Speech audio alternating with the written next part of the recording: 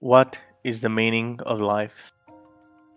I still get asked this question quite a lot by fresh ex-Muslims.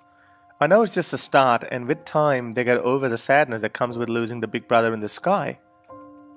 I tried to address this before in one of my earlier videos titled A Letter to Hope, but seems like it's not enough, as I may not necessarily have addressed all the points. I'm glad the video helped Hope and a few other people a great deal, but the job is not done yet. Different people react differently. I personally feel responsible for those Muslims who lose their faith because of my work. Hence, it's important for me to keep addressing these issues. I have struggled to understand why some atheists feel depressed after losing their imaginary friend, as it never occurred to me personally. When I lost my belief in God, I found it extremely liberating that now my morality could evolve with better reasoning, but some ex-Muslims struggle with that. One of my followers who lost Islam recently said it on quite a few occasions that he's struggling to understand the meaning of life, and it depresses him. He admitted that it's not the fact that there is no God, but it's the fact that there is no purpose.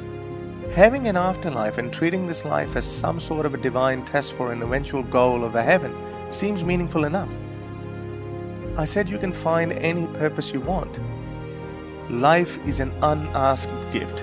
None of us asked to be born. We are somewhat lucky that we're born today and we're born as humans. We could easily have been born in the time of Romans as a slave. We could easily have been born as a sheep or a cow that gets slaughtered to satisfy someone's hunger. Or we could have been born as a circus lion or as a deer that gets eaten by a cheetah on its first day of life. It's an accident that we're born as humans, but now we're born, what do we do? He said life is useless as it has no benefit. Really? Is it really useless and non-beneficial just because we don't get an afterlife? Is happiness not the ultimate benefit of being alive? Had we not been born, would we have known how good it feels to laugh on a meaningless joke with your best friend when you catch up with him? Or how it feels to kiss the love of your life for the first time? Would we have known that melting heart feeling when we look at our cute puppy or a kitten when it looks at you with those big eyes asking for food? We would not have known any of these feelings and a million other feelings had we never been born. All these feelings are feel-good emotions, and I fail to understand how any of these feelings are not benefits of life.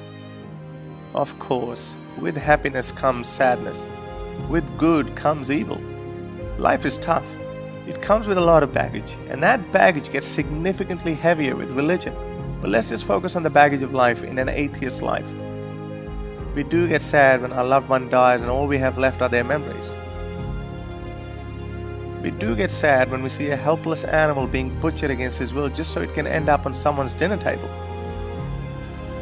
Or when we see the suffering of millions of children around the world whose bellies are swollen from starvation. Or when our friends betray us. We do get sad when we lose the love of our lives to some illness or some other person. All these things happen and we feel helpless in doing anything about them. But that's just an illusion. I see no greater benefit of life than being alive and being able to do something about these things. You can find a million purposes of your life. Sure, we don't always succeed, but any step towards any purpose in life is a success within itself. If this is still not convincing enough for you, then let me ask you a question. What would be your purpose of life in the afterlife? If in this life your goal is to secure a hot spot in the heaven, then that is some purpose. But once you're in heaven, what would be your purpose?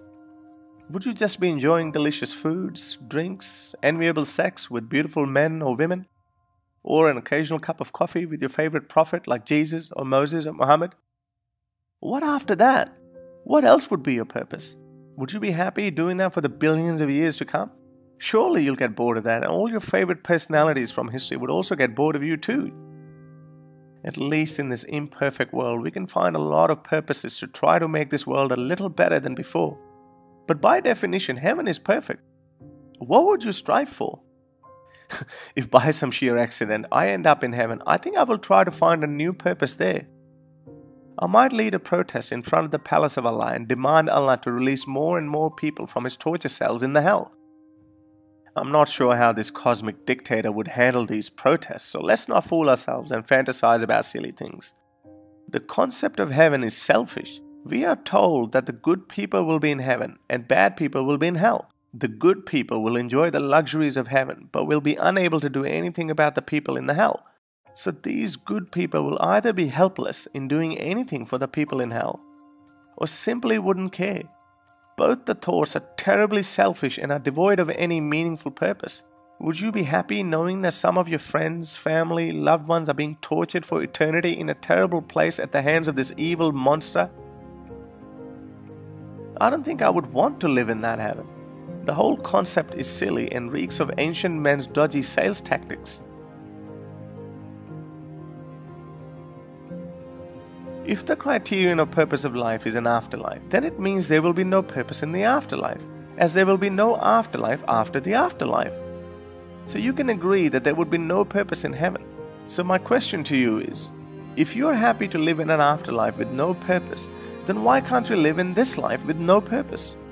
Lucky for us, that is not even the case in this life. Unlike heaven, there are plenty of purposes in this life. You can make a little donation to a charity that helps feed starving children, or you can become a volunteer in a sanctuary that helps reduce animal suffering. You can walk up to a girl or a boy you like and tell them how much you care about them, or pick up the phone and call an upset friend that how much you miss him after things went south and would want him or her back in your life. You can start a course that will help you become a nurse or a psychologist or a doctor or a lawyer or anything that you feel passionate about. You can do all of this, which can help not just you, but a lot of other living beings on this planet. Hell, you can even start volunteering in the organization that are trying to protect the planet for our future generations. The possibilities are endless. The purposes are endless. There's so much in our world that can use a helping hand that you can give, and in the process, find a purpose and enjoy the benefits of life.